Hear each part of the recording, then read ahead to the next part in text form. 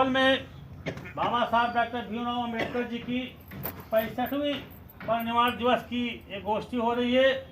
इस गोष्ठी में मानवतावादी क्रांति दल के राष्ट्रीय अध्यक्ष श्री रमाशंकर भीम जी पधारे हुए हैं।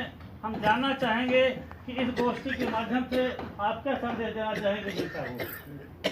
क्रांति पथ न्यूज की तरफ से और इस आयोजन के आयोजनकर्ताओं की ओर से, मानवतावादी क्रांति दल की ओर से,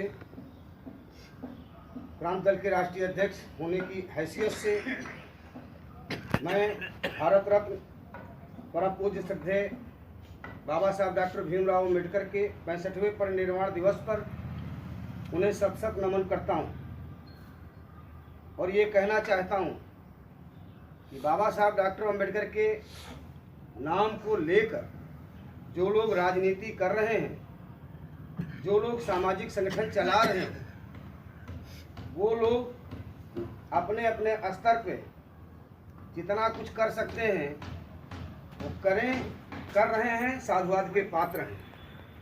लेकिन कुछ चीज़ें हैं बाबा साहब के जीवन की जिन्हें समझना नितांत आवश्यक है।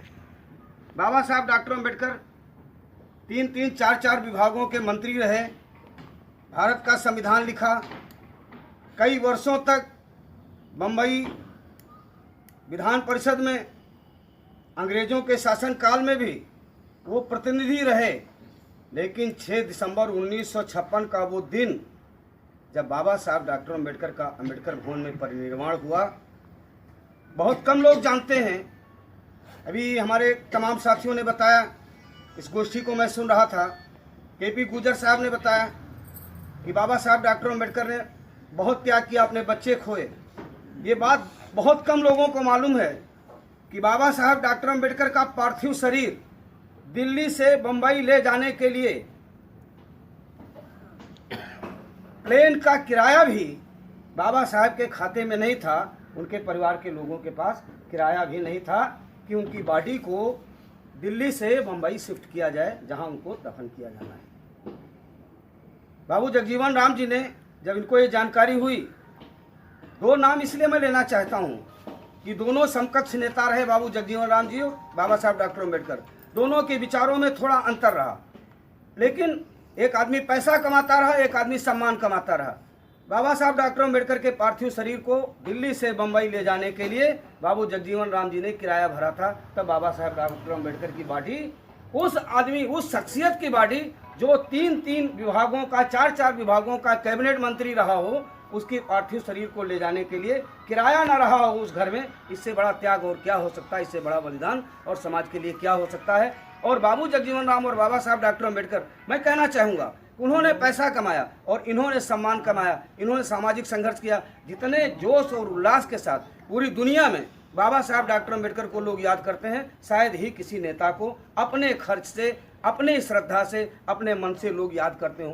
कुछ चीज़ें और ऐसी हो जाती हैं, जैसे बहुत सारी हमारी माँ बहनें बैठी हैं यहाँ पर, पूरे देश में महिला राजनीति का दौर चलता है, लेकिन बहुत कम लोग जानते हैं कि अगर बाबा साहब डॉक्टर अम्बेडकर ने भारत के संविधान में समता का अधिकार न दिया होता तो बहुत सारे लोगों में ये बहनें बैठी हैं, ये भी गवाही पूछो तो इनसे बोलेंगी कि अभी भी शादी ब्याह कहीं होता है तो कोई विधवा होती है तो कहना उनको सामने ले जाओ, उनको सामने न ले जाओ, बारात विदा हो रही इनको हटा दो, दुल्हा नहलाने जा रहा है इसको हटा दो, क्योंकि ये मान के चला जाता है कि ये अशुभ होता है। ये बाबा साहब डॉक्टर अम्बेडकर के संविधान की ही बदौलत है, जिन्होंने बाबा साहब डॉक्टर अम्बेडकर के संविधान में जो भाषा, जाति, धर्म, लिंग के आधार पर भेदभाव अगर खत्म न किया गया होता तो विधवा महिला इंदिरा गांधी भारत की प्रधानमंत्री न होती।